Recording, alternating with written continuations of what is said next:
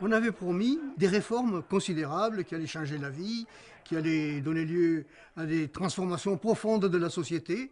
Et petit à petit, plus le temps passait, moins on voyait venir la concrétisation de ces promesses. Nous nous sommes trouvés avec un mouvement des travailleurs et des étudiants en évolution et qui avaient une volonté commune, travailler bien et vivre mieux.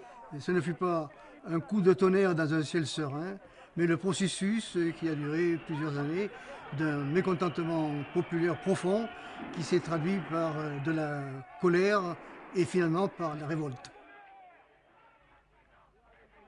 Le pouvoir d'achat était une raison particulièrement importante de ce mouvement et de cet engagement dans la lutte.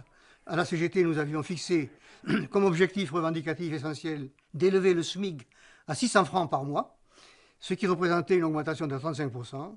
Côté gouvernemental et patronal, on prétendait que cette revendication était démagogique, dangereuse, qu'elle risquait d'avoir des conséquences catastrophiques pour l'économie nationale au profit de l'étranger. Quand Grenelle est arrivé sous la pression de 8 millions de grévistes, en quelques minutes, la question a été réglée.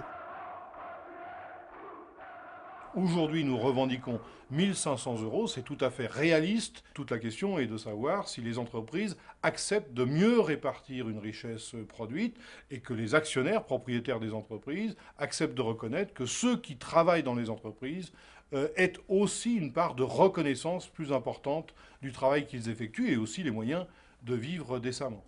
Il y avait aussi une atteinte portée à la sécurité sociale avec des réformes et certaines franchises sous les remboursements maladie de la sécurité sociale qui amputaient aussi encore le pouvoir d'achat, ce qui avait provoqué une vive réaction. C'est pourquoi le gouvernement dut retirer en vitesse ces franchises qu'il avait essayé d'instaurer. On a pu concevoir, sur la base d'une mobilisation, une sécurité sociale pour faire face à la maladie, au vieillissement, il faut la conforter. En même temps, il y a de nouvelles sécurités au plan professionnel à mettre au point. Il y a besoin d'avoir des mécanismes qui permettent à chaque salarié de faire ses propres choix sur sa carrière professionnelle. Mais pour cela, il nous faut obtenir non pas des droits confinés entreprise par entreprise, c'est l'approche patronale, mais reconnaître un statut au travail salarié avec une nouvelle sécurité sociale professionnelle. Pendant la lutte du CPE, il y a 2 ans, j'ai entendu des lycéens en pleine manifestation crier « Si ça continue comme ça, nous ferons notre mai 68 ». Et je me suis dit, pour le 40e anniversaire de ce grand événement que fut mai 68, surtout pensons à le célébrer non pas comme les anciens combattants de la lutte des classes, mais extirpons de cette expérience de mai 68 tout ce qui peut permettre à la jeunesse de comprendre de quelle manière cette expérience peut leur servir aujourd'hui.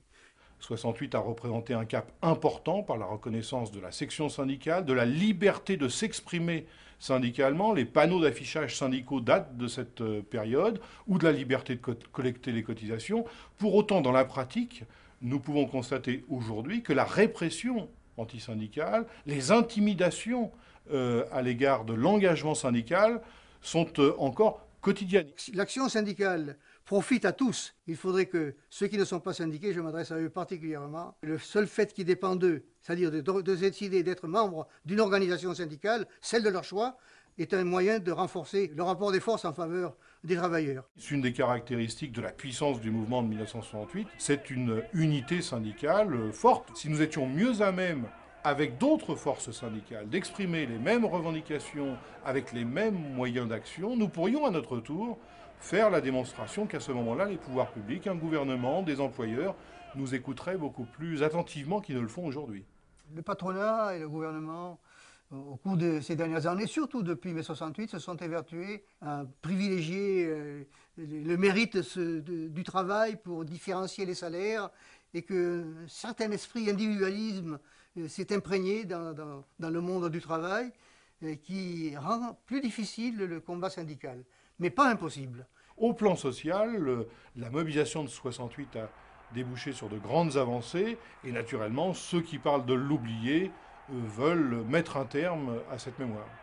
Mai 68, son mérite essentiel, c'est d'avoir fait bourgeonner tout un tas d'idées nouvelles, d'aspirations nouvelles, de transformation de la société qui n'ont pas pu fleurir jusqu'au bout, mais qui subsistent et qui aujourd'hui se révèlent à nouveau très fortes dans la pensée de tous ceux qui veulent aller de l'avant.